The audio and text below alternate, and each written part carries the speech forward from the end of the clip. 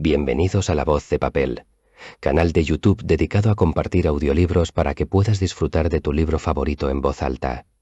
Las voces han sido generadas con IA, con una voz similar a la de Raúl Llorens. Puede contener fallos de pronunciación y entonación. Título del libro: El problema final. Con extremada tristeza tomo hoy mi pluma para escribir estas últimas palabras, con las que dejaré para siempre constancia de los singulares dones que distinguían a mi amigo, el señor Sherlock Holmes. De un modo incoherente, y viéndolo ahora en profundidad, totalmente inadecuado, me propuse dar cuenta de las extrañas experiencias que tuve en su compañía, desde el primer encuentro casual que nos uniría en la época de estudio en Escarlata hasta los tiempos de su intervención en el asunto del Tratado Naval, una intervención que tuvo el incuestionable efecto de evitar un serio embrollo internacional. Tenía la intención de haberme detenido aquí y de callarme todo lo relativo a aquel suceso que dejó un vacío tal en mi vida que un lapso de 2 años no ha podido llenar. Me veo forzado, no obstante, a continuar, debido a las recientes cartas en las que el coronel Moriarty defiende la memoria de su hermano. No me queda más remedio que exponer los hechos ante el público exactamente como ocurrieron. Solo yo sé toda la verdad sobre el asunto y me alegra que haya llegado el momento en el que deja de ser bueno y provechoso el callarse. Por lo que sé, solamente se han dado 3 informes en la prensa pública: el del Journal de Genève del 6 de mayo de 1891, el del despacho de noticias Reuters, aparecido en los periódicos ingleses del 7 de mayo, y finalmente las cartas a las que acabo de aludir. Los 2 primeros eran extremadamente concisos, mientras que el último es, como enseguida pasaré a demostrar, una absoluta desnaturalización de los hechos. De mí depende que por primera vez se cuente lo que de verdad tuvo lugar entre el profesor Moriarty y el señor Sherlock Holmes. Debe recordarse que, tras mi matrimonio y mi posterior inicio en la práctica privada de la medicina, la relación verdaderamente íntima que había existido entre Holmes y yo quedó hasta cierto punto modificada. Seguía viniendo a verme de cuando en cuando, siempre que necesitaba que alguien le acompañara en las investigaciones, pero estas visitas se fueron haciendo cada vez más raras, hasta que en el año 1890 fueron tan escasas que solo hubo 3 casos de los que yo pudiera guardar alguna anotación.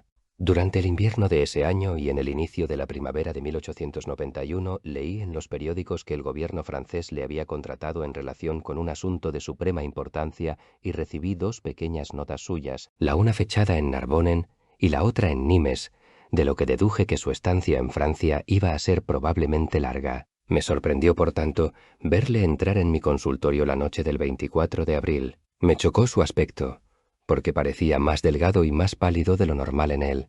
Sí, me he estado cuidando muy poco últimamente, observó en respuesta a mi mirada más que a mis palabras. Estos últimos días han sido muy agitados. ¿Le importaría que cerrara las contraventanas? La lámpara sobre la mesa en la que yo había estado leyendo era la única luz que había en la habitación. Holmes, caminando pegado a la pared, llegó junto a ellas y las cerró de golpe, echando después el pestillo. ¿Tiene miedo de algo?, pregunté yo. Pues sí, lo tengo. ¿De qué? De las pistolas de aire comprimido. Mi querido Holmes, ¿qué quiere decir con esto? Creo que me conoce lo suficiente, Watson, para saber que no soy en absoluto un hombre nervioso. Al mismo tiempo es una estupidez más que una valentía el negarse a reconocer que uno corre peligro. ¿Podría darme una cerilla? Sacó su pitillera como si agradeciera el efecto relajante del tabaco. Debo excusarme por aparecer a semejante hora, dijo, y además tengo que pedirle que por una vez sea tan poco convencional como para permitirme que salga de su casa saltando por el muro posterior de su jardín. ¿Pero qué significa todo esto?, pregunté. Alargó la mano y a la luz de la lámpara vi que tenía 2 nudillos quemados y que le sangraban. Ya ve que no se trata de una nadería, dijo sonriendo.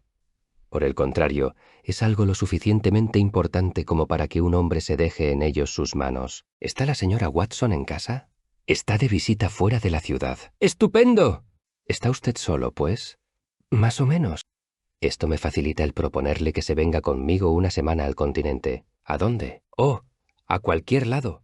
Me es igual. Había algo extraño en todo esto. No era normal en Holmes tomarse unas vacaciones sin más, y había algo en la palidez y en el cansancio de su rostro que me decía que debía de estar sufriendo una fuerte tensión nerviosa. Vio la pregunta en mi mirada y, juntando las manos y apoyando los codos en las rodillas, me explicó la situación. «Es posible que nunca haya oído hablar del profesor Moriarty», dijo. «Nunca». «Sí. Ahí está lo maravilloso del asunto», exclamó. «La maldad de ese hombre impregna todo Londres y nadie ha oído hablar de él. Esto es lo que le coloca en la cumbre del crimen. Le digo, Watson, hablando con toda seriedad, que si pudiera derrotar a ese hombre, si pudiera librar a la sociedad de él, me parecería haber alcanzado la cima de mi carrera y podría disponerme a llevar una vida más plácida. Entre nosotros, los recientes casos en los que he prestado mis servicios a la familia real de Escandinavia y a la República Francesa me han dejado en situación de poder llevar una vida apacible, lo que me sería muy grato, y de poder concentrarme en mis investigaciones químicas. Pero no podría descansar, Watson. No podría sentarme tranquilamente en un sillón sabiendo que un hombre como el profesor Moriarty se está paseando libremente por las calles de Londres. ¿Qué es lo que ha hecho? Hizo una carrera extraordinaria. Es un hombre de buena familia y recibió una esmerada educación. Tiene, además, por naturaleza, unas excepcionales dotes para las matemáticas. A la edad de 21 años, escribió un tratado sobre el teorema del binomio, que estuvo muy en boga en Europa. Fundándose en esto, ganó una cátedra de matemáticas en una de esas pequeñas universidades nuestras, y todo parecía indicar que tenía ante sí una brillantísima carrera. Pero ese hombre tenía una tendencia hereditaria de lo más diabólica. Llevaba en la sangre un instinto criminal que, en lugar de atenuarse, se acentuó, haciéndose infinitamente más peligroso debido a sus extraordinarias facultades mentales. En la universidad empezaron a correr rumores sobre él, obligándole por último a renunciar a la cátedra y volver a Londres, en donde se estableció como tutor en el ejército. Esto es lo que sabe la gente, pero lo que voy a contarle es lo que yo he descubierto. Como bien sabe usted, Watson, no hay nadie en Londres que conozca tan bien como yo el mundo del crimen.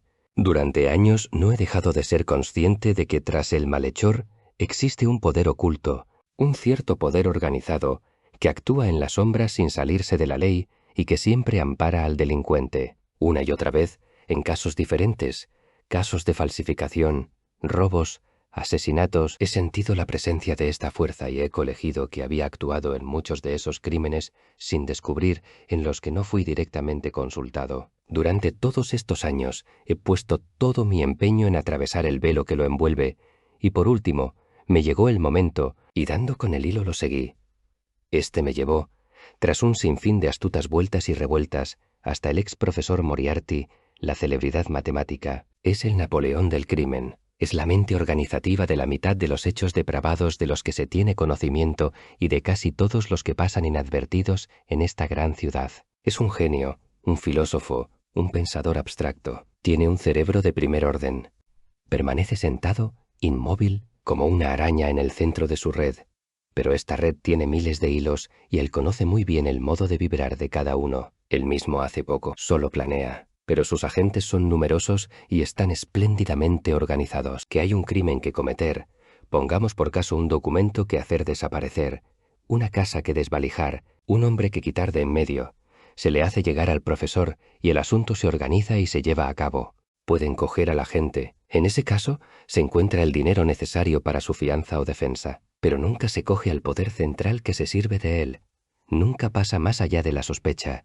Esta era la organización que yo había deducido, Watson, y a la que dediqué toda mi energía con el fin de sacarla a la luz y acabar con ella. Pero el profesor estaba rodeado de medidas de seguridad tan bien concebidas que, hiciera lo que hiciera, parecía imposible conseguir una evidencia que pudiera declararle culpable en presencia de un tribunal. Usted conoce mis facultades, mi querido Watson, y sin embargo, al cabo de 3 meses tuve que confesarme a mí mismo que por fin había dado con un antagonista que era intelectualmente igual a mí. Mi horror por sus crímenes se perdió en medio de mi admiración por su habilidad. Pero finalmente cometió un error, solo un pequeño, un mínimo error, que era más de lo que podía permitirse, estando yo tan cerca de él. No deseché la oportunidad y, partiendo de ese punto, he tejido mi red en torno a él, teniendo ahora todo dispuesto para cerrarla. Dentro de 3 días, es decir, el próximo martes, el asunto estará maduro y el profesor, con todos los miembros principales de su banda, estará en manos de la policía. Después vendrá el mayor juicio del siglo, la aclaración de más de 40 misterios y la horca para todos ellos. Pero si actuamos prematuramente, ¿comprende usted? Podrían escaparse de nuestras manos incluso en el último momento. Ahora bien, si pudiera haber hecho esto sin el conocimiento del profesor Moriarty, todo hubiera ido bien, pero él era demasiado astuto para eso. Siguió todos los pasos que yo di para extender mis redes en torno suyo. Una y otra vez luchó para escaparse de ellas, pero una y otra vez le gané la partida.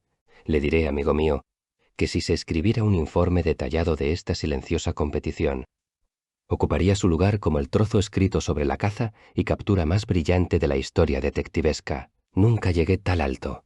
Nunca un oponente me había seguido tan de cerca. Él hilaba fino, pero yo aún más. Esta mañana di el último paso y solo necesitaba 3 días para dar por concluido el asunto. Estaba sentado en mi habitación reflexionando sobre ello, cuando se abrió la puerta y vi al profesor Moriarty ante mí. Tengo unos nervios a toda prueba, Watson, pero tengo que confesar que tuve un sobresalto cuando vi al mismo hombre que tanto lugar había ocupado en mis pensamientos parado en el umbral de mi puerta. Su aspecto me era casi familiar. Es extremadamente delgado y alto, con la frente muy blanca y protuberante y los ojos profundamente hundidos. Va cuidadosamente afeitado, lo que resalta su palidez, dándole una apariencia casi ascética. Conserva en sus rasgos algo del catedrático que fue. Tiene la espalda curvada por el mucho estudio y lleva el rostro echado para adelante, no parando nunca de oscilar lentamente de un lado a otro de un modo curiosamente reptilesco. Me observó con gran curiosidad desde sus fruncidos ojos. «¿Tiene usted menos desarrollo frontal del que yo hubiera esperado?», dijo finalmente. «Es una costumbre muy peligrosa, esa de tener el dedo en el gatillo de un arma cargada metida en el bolsillo del batín. El hecho es que, al entrar él en la habitación, me di cuenta al instante del gran peligro personal en que me encontraba. El único escape que él podía concebir en ese momento era el de cerrarme la boca. En un instante saqué el revólver del cajón y me lo metí en el bolsillo, y en ese momento le estaba apuntado a través de la tela. Tras su observación, saqué el arma y la deposité amenazante sobre la mesa. Él seguía sonriendo y pestañeando, pero había algo en su mirada que me hizo sentirme encantado de tener el arma a mano. «Evidentemente usted no me conoce», dijo. «Todo lo contrario», contesté yo. «Creo que es evidente que le conozco bastante bien. Le ruego que tome asiento. Dispone de 5 minutos y tiene algo que decir». «Todo lo que tengo que decir ya ha pasado por su pensamiento», dijo. «Entonces posiblemente mi respuesta ha pasado por el suyo», contesté. «¿Se mantiene firme en su propósito?» «Absolutamente». Se echó la mano al bolsillo y yo cogí la pistola de encima de la mesa, pero no sacó de sino una agenda en la que tenía descuidadamente anotadas algunas fechas. «Se cruzó usted en mi camino el 4 de enero», dijo. «El 23 me molestó. A mediados de febrero volvió usted a causarme un serio trastorno. A finales de marzo obstaculizó absolutamente mis planes y ahora, cuando ya va a finalizar abril, su continua persecución me ha puesto en una situación en la que corro serio peligro de perder mi libertad. La situación se está haciendo imposible». «¿Qué sugiere usted?», dije. «Debe renunciar a lo que se propone, señor Holmes», dijo moviendo la cabeza de un lado a otro. «Realmente debe hacerlo, ¿sabe?» «Después del lunes», dije yo. «Venga ya», dijo. «Estoy seguro de que un hombre de su inteligencia enseguida se dará cuenta de que este asunto no tiene más que una solución. Es necesario que se aparte de mi camino. Ha hecho usted que las cosas tomaran un cariz tal que ahora solo nos queda una salida. Ha supuesto para mí un placer el verle luchar a brazo partido en este asunto y puedo decir, sin exagerar, que me causaría una gran pena el verme forzado a tomar medidas extremas. Sonríe usted, caballero, pero le aseguro que es así.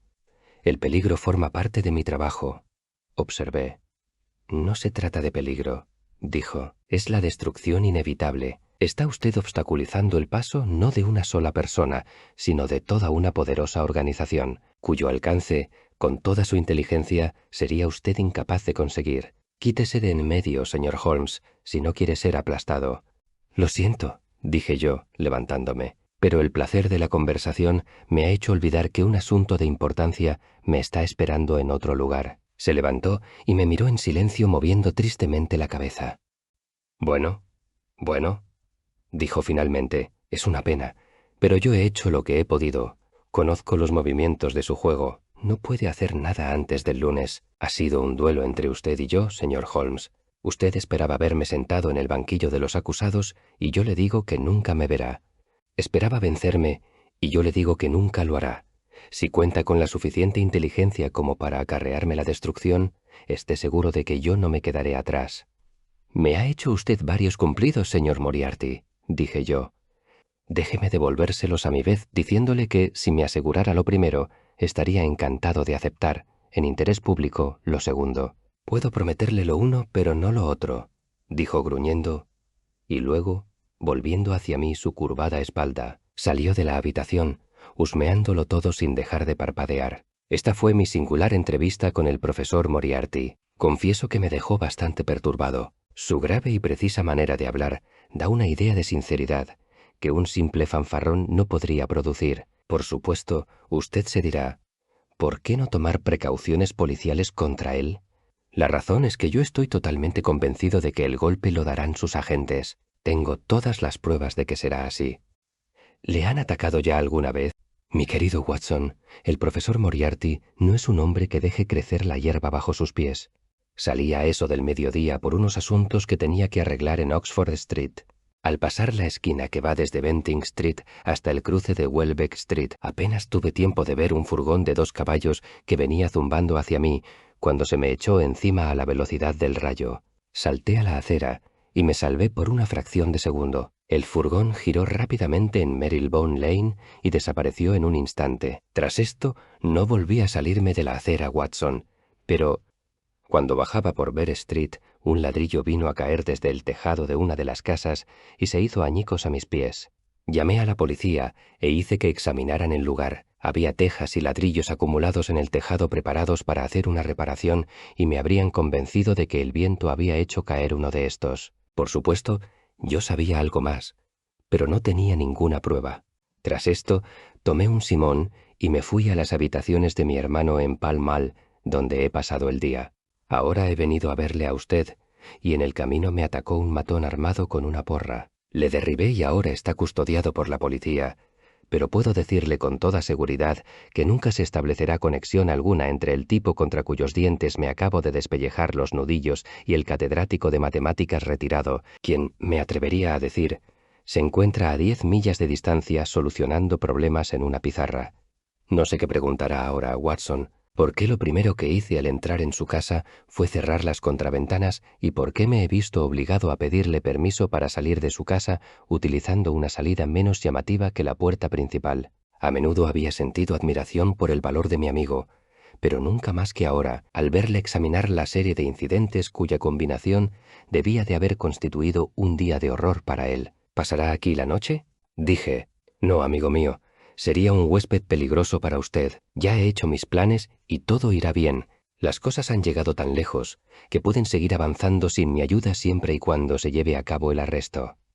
Mi presencia será, empero, necesaria a la hora de dictar sentencia. Es obvio, por tanto, que lo mejor que puedo hacer ahora es alejarme durante los pocos días que quedan antes de que la policía esté en libertad de actuar. Sería para mí un gran placer, pues, si pudiera usted acompañarme al continente. Mi clientela me está dando poco trabajo estos días, dije. Y además, tengo un colega en el vecindario que me sustituiría de buen grado. Me encantaría ir. ¿Y salir mañana por la mañana? Si fuera necesario. Oh, sí, es de lo más necesario.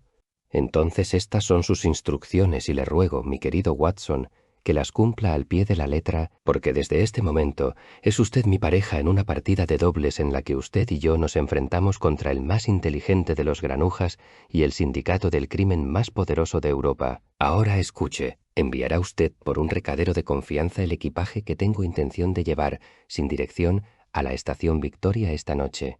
Mañana por la mañana enviará a buscar un simón pidiéndole a la persona que vaya que no coja ni el primero ni el segundo que le salgan al encuentro. Se montará en ese simón y se dirigirá a la Lowther Arcade, en donde ésta da al Strand, dándole la dirección escrita al cochero y pidiéndole que no la tire. Tenga preparado el importe, y en el momento en que se detenga el carruaje precipítese en la arcade y atraviésela, calculando el tiempo que va a llevarle para estar en el otro lado a las 9:15. Encontrará una pequeña berlina esperándole pegada al bordillo y conducida por un tipo vestido con un pesado abrigo negro con el cuello ribeteado de rojo. Se subirá en esta y llegará a la estación Victoria a tiempo de coger el Continental Express. ¿Dónde me encontraré con usted?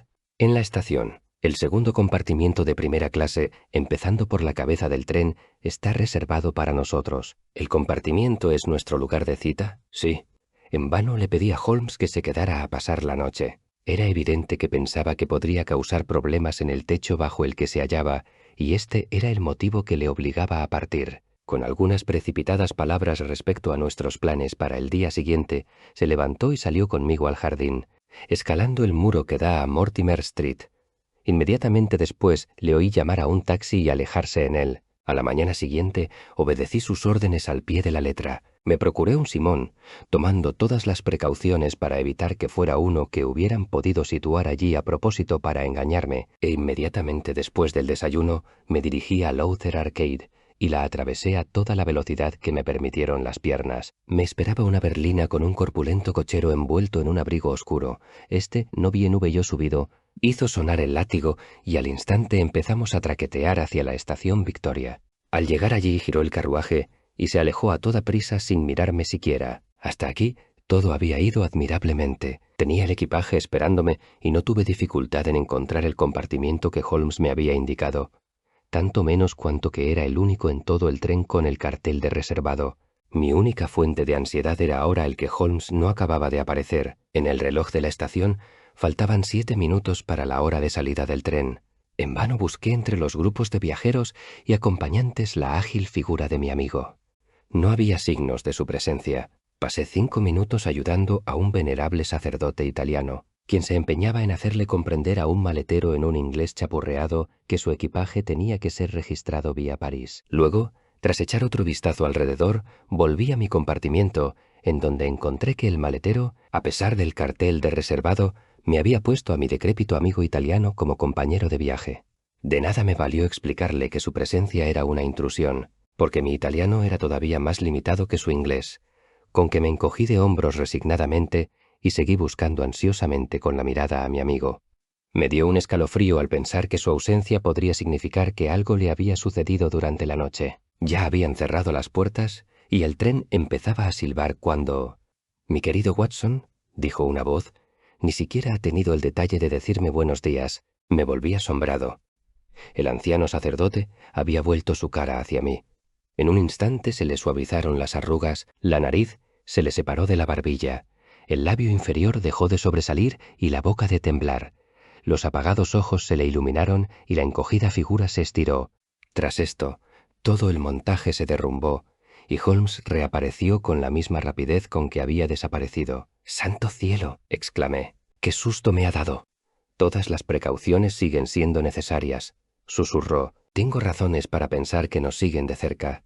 «Ah, mire, ahí está en persona, Moriarty». El tren ya había empezado a moverse cuando Holmes empezó a hablar. Mirando hacia atrás, vi a un hombre alto que se abría paso a empujones entre la muchedumbre, agitando la mano como si con esto indicara su deseo de que el tren se detuviera. Era demasiado tarde, sin embargo, porque íbamos ganando velocidad rápidamente y un momento después salíamos de la estación.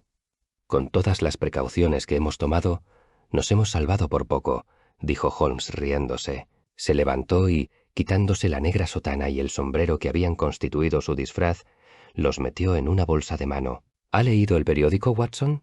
«No». «¿No ha leído nada, entonces, de lo que ha pasado en Baker Street?» «Baker Street. Prendieron fuego a nuestra casa ayer por la noche. No causó grandes daños». «¡Santo cielo!». «Esto es intolerable. Debieron de perderme por completo la pista después de que arrestaran al matón. De no ser así, no hubieran pensado que yo había de volver a mi casa. Habían tomado la precaución de vigilarle a usted, y eso es lo que lo ha traído a Moriarty hasta la estación Victoria. ¿Cometió usted algún error al venir hacia aquí?» «Hice exactamente lo que me aconsejó». «¿Encontró la berlina esperándole?» «Sí, me estaba esperando». «¿Reconoció al cochero?» «No. Era mi hermano Mycroft. Es una ventaja el poder apañárselas en casos semejantes sin tener que tomar un mercenario. Pero ahora tenemos que planear lo que vamos a hacer con Moriarty. Puesto que esto es un expreso y los horarios del barco están en correspondencia con este, creo que nos lo hemos quitado de encima de un modo bastante efectivo. Mi querido Watson, evidentemente usted no se da cuenta de lo que significan mis palabras cuando digo que puede considerar a este hombre en el mismo plano intelectual que yo. No se imaginará usted que si yo fuera el perseguidor, iba a dejar que me detuviera un obstáculo tan mínimo. ¿Por qué, pues, va usted a considerarlo como un hombre mediocre? ¿Qué hará? Lo que yo haría. ¿Qué haría usted, pues? Tomar un tren particular. Pero ya será tarde. En absoluto. El tren se para en Canterbury y siempre hay por lo menos un cuarto de hora de retraso en la salida del barco. Nos cogerá allí. Uno pensaría que somos nosotros los criminales. Hagamos que lo arresten al llegar nosotros. Eso echaría a perder el trabajo de 3 meses. Cogeríamos al pez gordo, pero los pequeños saldrían disparados, escapándose de la red. El lunes los tendremos a todos. No, no podemos permitirnos un arresto ahora. ¿Entonces qué? Nos apearemos en Canterbury. ¿Y entonces? Bueno, entonces tendremos que hacer el recorrido hasta New Haven en esos trenes de vía estrecha que se paran en todas las estaciones y desde allí cruzaremos a Dieppe. Moriarty volverá a hacer lo que yo haría. Continuará hasta París, señalará nuestro equipaje y esperará 2 días en el depósito. Mientras tanto, nosotros nos compraremos un par de bolsos de viaje, iremos favoreciendo con todas nuestras compras a los fabricantes de todos los países por lo que pasemos y seguiremos nuestro apacible camino hacia Suiza, vía Luxemburgo y Basilea. Soy un viajero lo bastante experimentado para que me preocupara la pérdida de mi equipaje, pero debo confesar que me incomodaba un poco la idea de verme forzado a andarme zafando y escondiendo de un hombre cuyo negro historial estaba plagado de crímenes. Era evidente, sin embargo, que Holmes entendía la situación más claramente que yo. Así pues, nos apeamos en Canterbury solo para descubrir que teníamos que esperar 1 hora para coger un tren con dirección a New Haven. Estaba todavía mirando con pesar hacia el furgón de equipaje que desaparecía rápidamente de mi vista con todo mi guardarropa en su interior, cuando Holmes me tiró de la manga y me señaló la vía. «Mire, ya viene», dijo. A lo lejos, por entre los bosques de Kentish, surgía una fina columna de humo. 1 minuto después, vimos un vagón con su máquina tomando a toda velocidad la abierta curva de entrada en la estación. Apenas habíamos tenido tiempo de ocultarnos tras una pila de equipajes cuando éste pasó por delante con su estrepitoso traqueteo y nos lanzó una bocanada de aire caliente a la cara. «Ahí va», dijo Holmes mientras mirábamos cómo el tren se alejaba balanceándose al pasar por las agujas. La inteligencia de nuestro amigo, como ve, tiene sus límites. Hubiera dado un coup de maître de haber deducido y obrado en consecuencia con lo que yo hubiera deducido. ¿Y qué es lo que hubiera hecho en el caso de que nos hubiera adelantado? No cabe duda de que hubiera atacado con fines asesinos. Sin embargo, es este un juego que admite 2 jugadores. Lo que nos debemos plantear ahora es si almorzamos aquí a una hora que sería la propia del desayuno o corremos el riesgo de morirnos de hambre antes de llegar a la cantina de la estación de New Haven. Esa noche hicimos el camino hasta Bruselas, donde pasamos 2 días. Llegamos el tercer día hasta Estrasburgo. En la mañana del lunes, Holmes telegrafió a la policía de Londres, y por la noche teníamos la respuesta aguardándonos en el hotel. Holmes rasgó el sobre y luego, maldiciendo, lo echó a la chimenea. «Debería haberlo supuesto», gruñó. «Se ha escapado». «¡Moriarty!». Han atrapado a todos los de su banda menos a él. Se les ha escapado de las manos. Evidentemente, al irme yo unos días fuera del país, no hubo nadie capaz de enfrentarse con él, pero de verdad pensaba que les había dejado todo hecho. Creo que lo mejor que puede hacer es volver a Inglaterra, Watson. ¿Por qué? Porque yo sería para usted una compañía peligrosa si se quedara. Este hombre se ha quedado sin ocupación. Está perdido si vuelve a Londres. Si le conozco bien, creo que dedicará todas sus energías a vengarse de mí. Así lo dijo en nuestra breve entrevista y creo que lo decía en serio. De verdad, le recomiendo que vuelva junto a su clientela. No era muy acertado darle un consejo semejante a alguien que, además de ser un veterano del ejército, era un viejo amigo suyo. Nos sentamos en la salle à manger de la estación de Estrasburgo y discutimos la cuestión durante media hora, pero esa misma noche ya habíamos reanudado viaje y nos dirigíamos hacia Ginebra. Estuvimos durante una encantadora semana vagabundeando por el Valle del Ródano, y luego, dejando este a un lado en Luc, nos encaminamos hacia el puerto de Gemi, todavía cubierto de nieve, y una vez atravesado este, hacia Meiringen, pasando por Interlaken. Fue un viaje precioso, con el delicado verde primaveral en la llanura y la virginal blancura invernal en lo alto de las montañas. Pero yo me daba perfecta cuenta de que Holmes no olvidaba ni siquiera un solo instante la sombra que le perseguía. Puedo incluso decir, por su manera de escrutar con una rápida mirada las caras con que nos cruzábamos, que él parecía estar convencido de que, estuviéramos donde estuviéramos, ya fueran los hogareños pueblecitos alpinos como en el solitario puerto de montaña, no podíamos pasear libres del peligro que nos iba siguiendo los pasos. En una ocasión recuerdo que nos encontrábamos paseando, tras atravesar el puerto de Gemi, a orillas del melancólico Daubency, cuando una gran roca que se había desprendido de las crestas que se levantaban a nuestra derecha cayó, rodando estrepitosamente al lago justo detrás de donde estábamos nosotros. En un momento, Holmes se subió a la cresta y, de pie en un elevado pináculo, estiraba el cuello en todas las direcciones. De nada le sirvió a nuestro guía el asegurarle que el desprendimiento de rocas era algo bastante común en aquel lugar en primavera. No dijo nada, pero me sonrió con la cara del hombre que acaba de ver el cumplimiento de lo que estaba esperando. Y, sin embargo, a pesar de toda esta vigilancia, no se deprimió nunca. Por el contrario, no recuerdo haberle visto nunca de tan buen humor. Una y otra vez volvía al hecho de que, si pudiera estar seguro de que la sociedad estaba libre del profesor Moriarty, con sumo gusto daría por concluida su carrera. Creo que puedo decir sin estar muy desencaminado, Watson, que no he vivido completamente en vano, observó en una ocasión. Si mi historial se cerrara esta noche, no dejaría de ser ecuánime al examinarlo. El aire de Londres es más dulce con mi presencia. En más de 1000 casos, nunca he utilizado mis facultades en beneficio del mal. Últimamente me está tentando el investigar los problemas que nos proporciona la naturaleza más que aquellos más superficiales de lo que es responsable nuestro artificial estado de sociedad. Sus memorias llegarán a su punto final, Watson, el día en el que yo corone mi carrera con la captura o extinción del criminal más peligroso y competente de Europa. Seré breve, pero exacto, en lo poco que me queda por contar.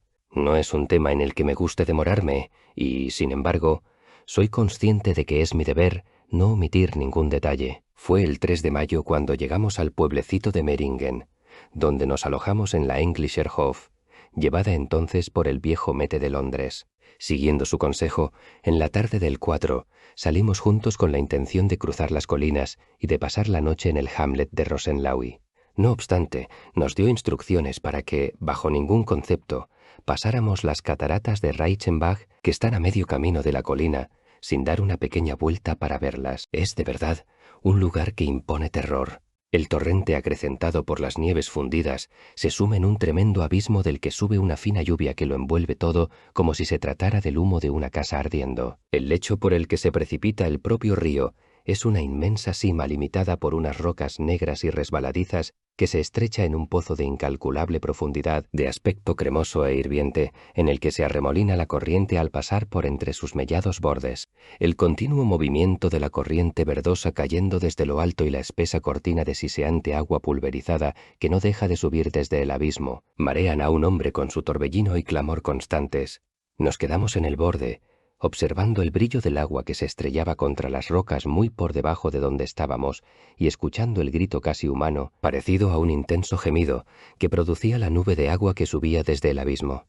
Han abierto un camino que rodea media catarata con el fin de permitir una vista completa, pero este acaba bruscamente y el viajero ha de volver por donde ha venido. Ya nos habíamos dado la vuelta para disponernos a regresar, cuando vimos a un muchacho suizo que venía corriendo por este con una carta en la mano. Llevaba el membrete del hotel que acabábamos de abandonar y el patrón la enviaba a mi nombre. Decía que a los pocos minutos de salir nosotros había llegado una dama inglesa que se encontraba al borde de la muerte. Había pasado el invierno en Davos-Platz y se encontraba de viaje ahora para reunirse con unos amigos en Lucerna, cuando le había sobrevenido una súbita hemorragia. Pensaban que solo viviría unas horas, pero supondría un gran consuelo para ella que la viera un médico inglés, y si yo fuera tan amable de volver, etcétera, etcétera. El bueno de Styler me aseguraba en una postdata que él mismo consideraría mi asentimiento como un gran favor, ya que la dama se había negado en redondo a que la viera un médico suizo y él se encontraba en una situación de gran responsabilidad. No se podía ignorar tal llamada. Era imposible negarse al requerimiento de una compatriota que se encontraba al borde de la muerte en tierra extraña, y sin embargo, sentía escrúpulos de dejar a Holmes. Finalmente acordamos que el muchacho suizo se quedaría con él haciéndole de guía y compañero y yo volvería a Meiringen. Mi amigo dijo que se quedaría un rato en la catarata y luego iría paseando tranquilamente por las colinas hasta Rosenlaui, donde yo me reuniría con él por la noche. Al alejarme vi a Holmes apoyado en una roca con los brazos cruzados y la mirada fija en el correr tumultuoso de las aguas. Esta sería la última visión que tendría de él en este mundo. Cuando estaba casi al pie del camino de bajada, miré hacia atrás. Era imposible ver las cataratas desde allí, pero se veía el serpenteante sendero que sube por la ladera de la colina hasta esta.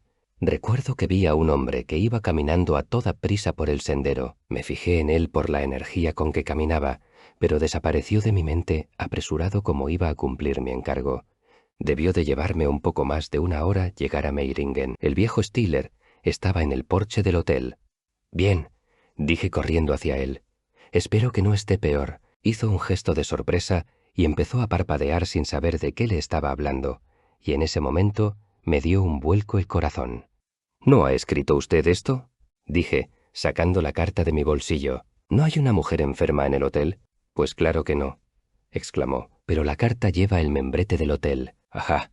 Debe de haberla escrito el caballero inglés que llegó después de que ustedes se fueran», dijo. Pero yo no esperé a las explicaciones del patrón. Con un estremecimiento de miedo, eché a correr calle abajo y me encaminé al sendero del que acaba de descender. Me había llevado una hora bajar. A pesar de todos mis esfuerzos, pasaron otras 2 antes de que me volviera a encontrar en la catarata de Reichenbach. El bastón de paseo de Holmes seguía apoyado en la roca donde yo le había dejado, pero no había indicios de su presencia y de nada me sirvió gritar. La única respuesta que obtuve era mi propia voz, que multiplicaba el eco de los riscos que me rodeaban. Fue la visión del bastón de paseo lo que me dejó frío. No había ido, pues, a Rosenlaui. Se había quedado en aquel estrecho sendero de no más de 3 pies de anchura, con una pared que se levantaba a pico a un lado y una caída semejante por el otro, hasta que su enemigo lo había alcanzado. El joven suizo había desaparecido también. Lo más probable es que también él trabajara para Moriarty y los hubiera dejado solos. ¿Y qué había sucedido después? ¿Quién nos lo iba a decir? Me quedé quieto un rato, intentado recobrar el dominio de mí mismo, porque estaba totalmente aturdido por el horror. Luego empecé a pensar en los propios métodos de Holmes y a ponerlos en práctica interpretando esta tragedia. Solo que, ¡ay!, era demasiado sencillo. Durante nuestra conversación no habíamos ido hasta el final del sendero y el bastón señalaba el lugar en el que nos habíamos quedado. La tierra negruzca está siempre blanda debido a la incesante lluvia, y un pájaro hubiera dejado sus huellas en ella. 2 líneas de pisadas estaban claramente impresas a lo largo del camino y ambas seguían el camino hasta más allá de donde yo estaba. No había ninguna que volviera hacia mí. A unas yardas del final, el suelo era un amasijo de barro totalmente surcado de pisadas, y las zarzas y los helechos del borde del abismo estaban todos arrancados y aplastados. Me tumbé boca abajo y ahora no podía ver sino el brillo de la humedad aquí y allí en las negras paredes, y allá abajo en las profundidades del abismo el brillo de aguas tumultuosas. Grité, pero solo me respondió el grito casi humano de la catarata. Pero el destino había previsto que, después de todo, tuviera una última palabra de agradecimiento de mi amigo y compañero. Ya he dicho que su bastón de paseo estaba apoyado en la roca que sobresalía del sendero. Vi algo que brillaba encima de ésta y levantando la mano, descubrí que el brillo procedía de la pitillera de plata que solía llevar consigo. Al cogerla cayó al suelo un cuadrado de papel sobre el que ésta había sido depositada. Lo desplegué y vi que consistía en 3 páginas arrancadas de su libro de notas y que estaban dirigidas a mí. Como correspondían a su carácter, la dirección era tan precisa y la escritura tan firme y clara como si las hubiera escrito cómodamente sentado en su estudio. «Mi querido Watson», decía, «le escribo estas líneas gracias a la cortesía del señor Moriarty, que me ha dejado elegir el momento para discutir por última vez cuestiones que se interponen entre nosotros. Me ha hecho un breve resumen de los métodos que ha seguido para esquivar a la policía inglesa y mantenerse al tanto de nuestros movimientos. Estos confirman la ya muy alta opinión que me había formado de sus habilidades. Estoy contento de saber que podré librar a la sociedad de los efectos de su presencia, aunque me temo que sea a un precio que supondrá un gran dolor para mis amigos, y en especial, mi querido Watson, para usted. No obstante, ya le he explicado que mi carrera había llegado, en cualquier caso, a su momento crítico, y ninguna otra solución posible sería tan de mi agrado como esta.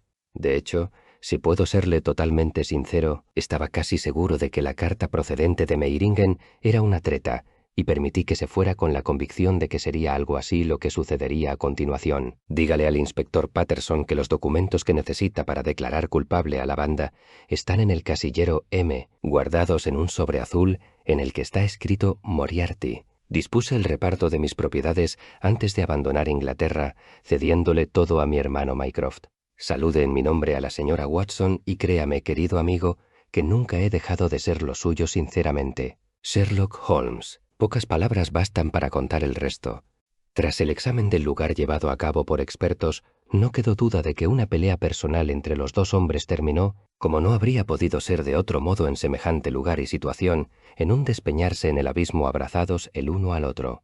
Todo intento de recuperación de los cuerpos era una imposibilidad, y allí, en la profundidad de aquella horrorosa caldera de aguas turbulentas, yacerán para siempre el más peligroso de los criminales y el más grande defensor de la ley de su generación. Nunca se volvió a encontrar al joven suizo y no cabe la menor duda de que era uno de los numerosos agentes que trabajaban para Moriarty. En cuanto a la banda, todavía hoy ha de estar en la memoria de las gentes cómo los hechos que Holmes había ido acumulando ponían totalmente al descubierto su organización y cómo pesaba sobre ellos la mano del hombre ahora muerto. Pocos detalles relativos a este salieron a la luz durante el proceso, y el que ahora me haya visto obligado a hacer una exposición exacta de su carrera se debe a esos imprudentes paladines que intentan limpiar su memoria, atacando a aquel a quien siempre consideraré como el mejor y el más inteligente de los hombres que yo haya conocido. Fin. Hemos llegado al final del libro. Si te ha gustado, por favor, dale like y suscríbete para que puedas disfrutar de más audiolibros. Un saludo.